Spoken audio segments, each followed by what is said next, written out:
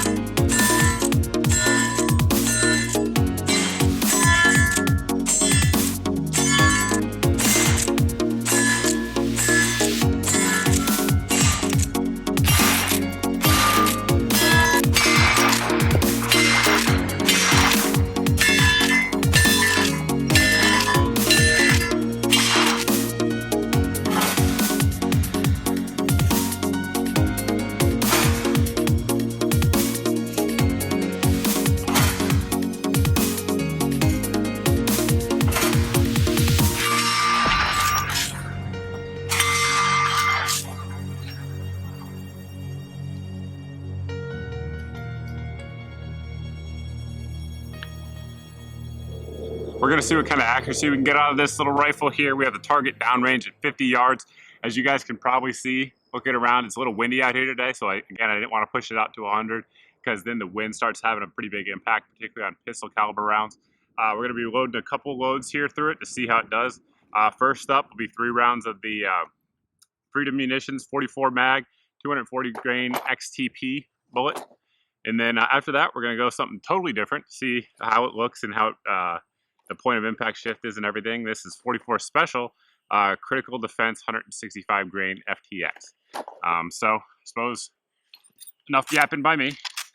On the rifle, we have the Trijicon AccuPower 1x4, and we have the factory Henry mount on there. I had to sort of jerry rig a rest here so I could get a good shooting position, at least pretty good.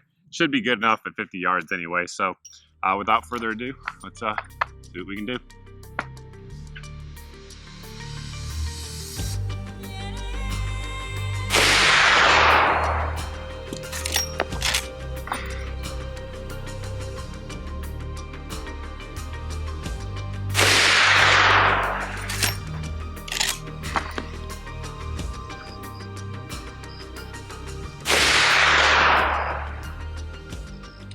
That doesn't look too bad.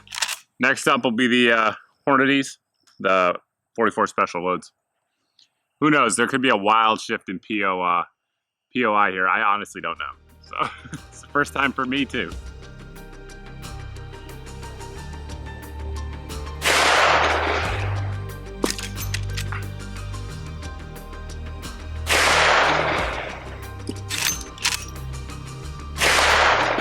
Let's go see. We got good news and bad news. The bad news is, as you saw, the Hornady ammo, the POI was so drastic it literally didn't hit the target, which is possible because you have a radically different load and a totally different bullet weight. So by all means, in which the gun was not designed for. So that Freedom load right there, shooting right at 2.5 inches. So double that, you know, if we're talking MOA at 100 yards, looking at 5 inches. And that's with me behind the trigger. Who knows? It could do better if I actually had a rest, which is entirely possible. But the rifle's capable at hitting a distance. I'm sure some of you guys watch Chad and Eric over there at Iraq Veteran 888. And he took the 20-inch version out at distance with irons and got some pretty impressive results with it. So it's certainly possible. But no doubt, I mean, it's not designed to be a long-range weapon. But at 50 yards or even 100, you certainly are capable with that 44 Magnum round of taking down deer, pigs, whatever the case may be. Animals of that size will drop with those loads. We saw the accuracy, so certainly it's capable of decent accuracy, and a lot of people are going to look at this as a defensive weapon, particularly folks who live in restricted states where they can't have evil black rifles. I'm going to recommend it for that because it's been 100% reliable for sure. We're going to show you what kind of velocity you can get with a couple different loads out of this 16-inch barrel. We have the Hornady load up first, and this is one that a lot of folks like for hunting or self-defense. And we'll put a couple rounds through and see what it does on the chronograph, and then check out one of Freedom Munitions loads with the XTP bullet.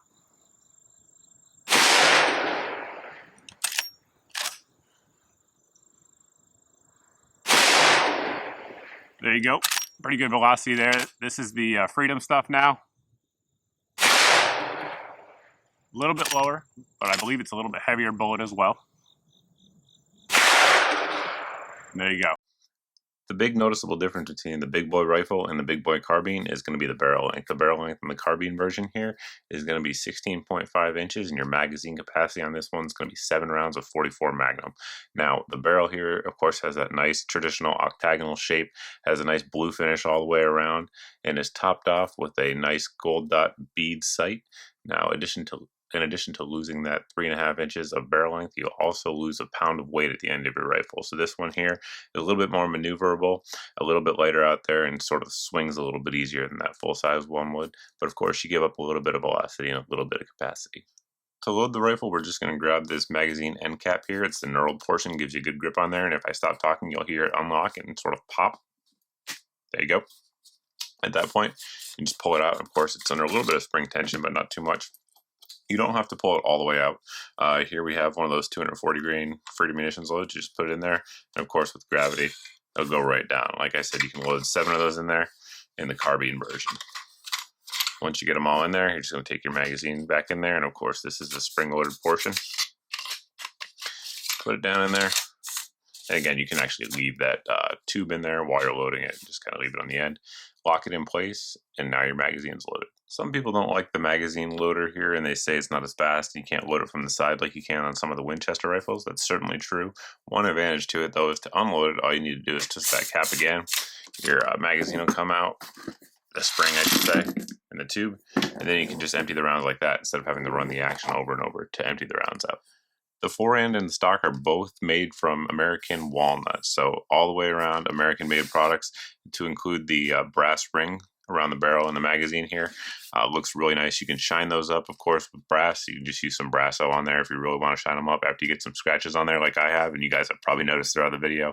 But of course, they do shine up quite nicely, and the stock looks good as well. The green really shows up with that walnut, the dark finish, and the contrast there is great with that blued barrel. As many of you have probably guessed from the fact that we're using a scope throughout the video, it is drilled and tapped on the top of the receiver for a scope mount. Henry makes a scope mount. It's very affordable. I believe it's like $30, and it's the one we've been using. It works well, holds zero, no issues at all. Slight marring there of the brass, but that's probably because I got a little too aggressive tightening it down with the Loctite. But of course, that would polish out with Brasso, just like the rest of the rifle.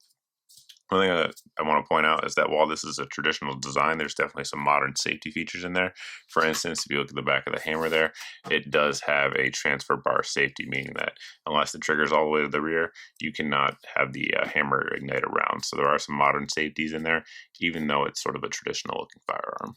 The rear side of the rifle is a semi-buckhorn type sight. It does have that diamond on there, but you can reverse the diamond if you find it distracting.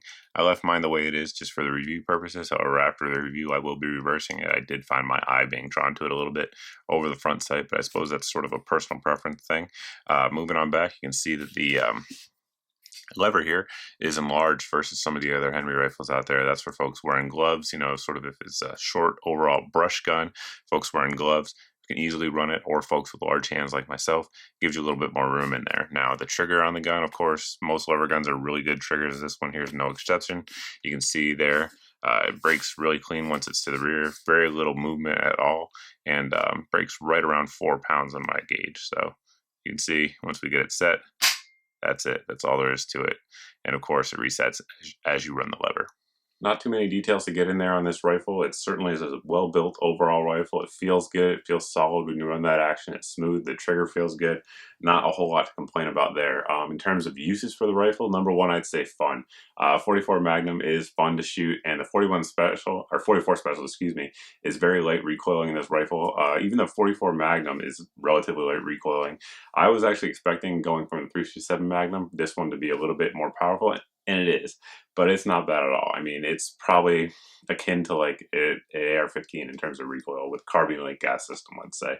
Not bad at all. Certainly is very easy to shoot well with this, you know, the weight of it. It's coming in just under 8 pounds, so it definitely helps tame that recoil. And with the 44 Special, it's really almost nothing. So uses for it, certainly cowboy action shooting. There's plenty of them out there. Every contest you go to, there's a lot of Henry rifles there, and it does well in that. It's proven itself.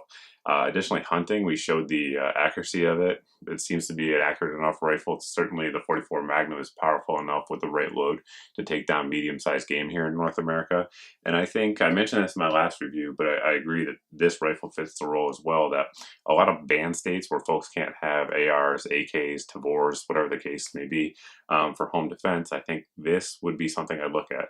They're just built well, they're rugged, they're reliable. When you run that lever action, so far it feeds, it fires. There's no issues in terms of reliability because it's a simple, proven design.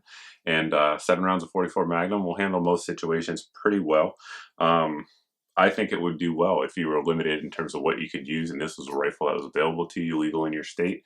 It certainly wouldn't be a bad option at all. But one thing I didn't mention, last thing while I'm looking at it, is going to be price. The MSRP on these, I believe, is like $8.99. Of course, if you look around the street, you'll probably be able to find them for less at your local gun shop or online, wherever you tend to purchase your firearms. But that's about it. If you guys have any questions about the rifle, by all means, you can post below in the comments section.